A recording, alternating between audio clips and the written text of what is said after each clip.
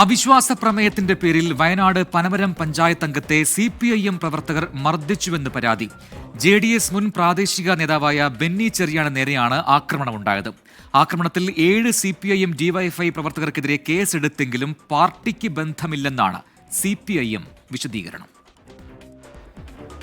പനമരം പഞ്ചായത്തിൽ LDF ഭരണസമിതിയെ അട്ടിമറിക്കുന്നതായിരുന്നു UDF കൊണ്ടുവന്ന അവിശ്വാസ പ്രമേയം. JDS അംഗമായ ബെന്നി ചെറിയാന്റെ പിന്തുണയിലാണ് അധ്യക്ഷസ്ഥാനം CPMന് നഷ്ടപ്പെട്ടത്.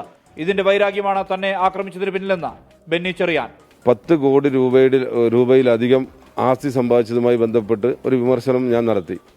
അതിൻ്റെ വൈരാഗ്യം തീർക്കുന്നതിന് വേണ്ടിയിട്ടാണ് എന്നെ ഇന്നലെ പനമരം ടൗണിൽ ഹൈസ്കൂൾ റോഡ് ജംഗ്ഷനിൽ വെച്ചിട്ട് 7ഓളം ആളുകൾ എന്നെ ആക്രമിച്ചത്.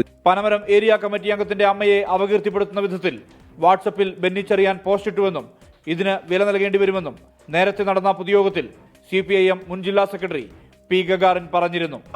ആ വത്സല സഖാവിനെ കുറിച്ച് വൃത്തികെട്ട ഭാഷയിലാണ് അവൻ പോസ്റ്റ് ഇട്ടത്. അതിന് നീ തീർച്ചയായിട്ടും വില നൽകേണ്ടി വരുമെന്നുള്ളതിന് ഒരു സംശയം വേണ്ട.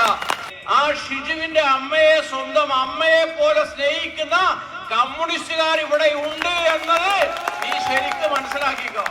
ആക്രമണവുമായി CPMന് ബന്ധമില്ലെന്നാണ് local committee secretary KC Abdul Jabbar പറഞ്ഞത്. അതൊരു വെറും ആരോപണമാണ്. പാർട്ടിക്ക് അങ്ങനെ യാതൊരുവിധ അദ്ദേഹത്തിനോട് ഞങ്ങൾ രാഷ്ട്രീയമായും അതുപോലെ തന്നെ നീതിന്യായ കോടതി മുഖേനയും കാര്യങ്ങൾ നീക്കുക, അല്ലെങ്കിൽ ഇലക്ഷൻ കമ്മീഷനുമായിട്ട് ബന്ധപ്പെട്ട് നീക്കുക എന്നുള്ളത് മാത്രമാണ് പാർട്ടിയുടെ നയം. അല്ലാതെ അയാൾ വ്യക്തിപരമായി ആക്രമിക്കേണ്ട ഒരു കാര്യമില്ല.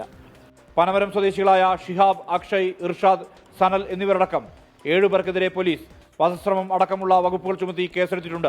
ഇവർ പ്രാദേശിക CPIM പ്രവർത്തകരാണെന്ന് FIR-ൽ വ്യക്തം. 24 വയനാട്.